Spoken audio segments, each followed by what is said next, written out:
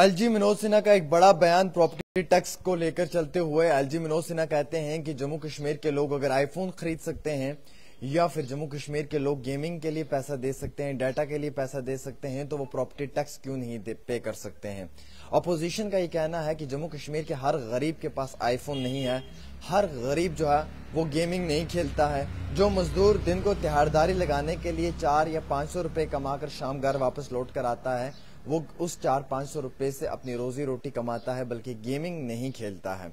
और जम्मू कश्मीर के अंदर बेरोजगारी बहुत है, तो बेरोजगार नौजवानों के पास रोजगार तो नहीं है, लेकिन आईफोन कहां से लेंगे या आईफोन लेकर फिर कहां से वो गेमिंग खेलेंगे, ये बड़े दूर की बात है। इस बयान के बाद काफी ज्यादा जो है वो चर्चा सोशल मीडिया पे हो रही है।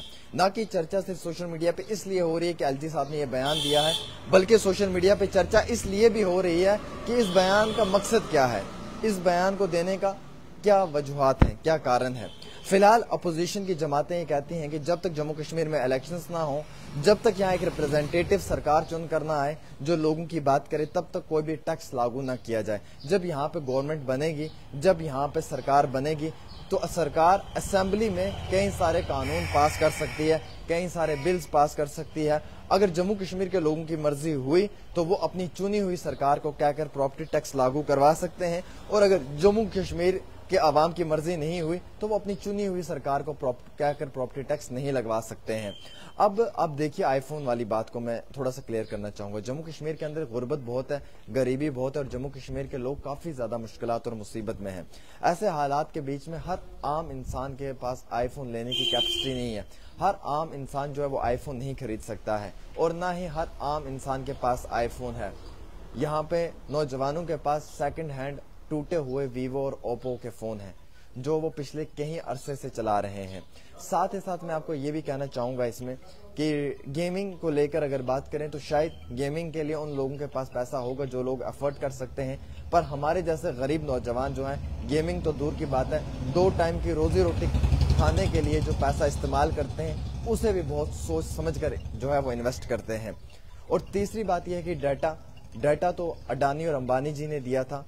पहले तो जियो फ्री कर दिया था, लोगों ने काफी ज्यादा जियो का इस्तेमाल किया, फिर बाद में जियो की स्कीम बनाई, फिर उसमें पैसा वसूल करना शुरू किया, और किस तरीके से वो पैसा जम्मू कश्मीर के लोगों से और पूरे देश से लिया गया है वो भी आप लोग जानते हैं। अब सवाल तो ये है सबसे बड़ा कि जम्मू कश्मीर के लोग प्रॉपर्टी टैक्स इसलिए नहीं देना चाहते हैं कि वो मानते हैं कि ऐसे हालात नहीं है कि वो अभी प्रॉपर्टी टैक्स पे कर पाए। उनका ये कहना है कि अभी बड़ी यहाँ पे अनएम्प्लॉयमेंट है, रोजगार इतना ज्यादा नहीं है, जिसकी वजह से वो लोग जो हैं वो कोई भी टैक्स अदा कर पाएं। सरकार कहती है कि प्रॉपर्टी टैक्स देना पड़ेगा, अवाम कहती है कि प्रॉपर्टी टैक्स नहीं दे पाएंगे। अपोजिशन की जमातें कहती हैं कि इलेक्शंस करवाओ, एक रिप्रेजेंटेटिव सरकार बन कर आएगी, जो गवर्नमेंट असेंबली में जाएगी वो लोगों की चुनी हुई सरकार होगी, और जो चुनी हुई सरकार के आगे लोग अपनी बात रखेंगे वो सरकार वही कानून यहाँ पे इम्प्लीमेंट करेगी।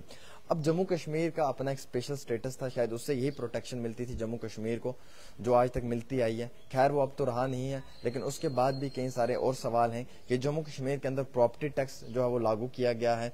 जम्मू कश्मीर के लोग जो है वो ऑलरेडी और रोड टैक्स दे रहे हैं, बिजली का टैक्स दे रहे हैं, यानी बिजली का बिल दे रहे हैं, पानी का बिल दे रहे हैं, और उसके साथ साथ कहीं और अन्य जो टैक्स या बिल्स हैं वो पे कर रहे हैं। वहीं दूसरी ओर प्रॉपर्टी टैक्स भी अगर आप लागू कर दोगे तो जम्मू कश्मीर के आम इंसान के लिए काफी ज्यादा मुश्किलात बन सकती हैं। ये आम इंसानों का कहना है, ये उन आम शहरियों का कहना है जो जम्मू कश्मीर के अंदर इस वक्त अपनी जिंदगी जी रहे हैं।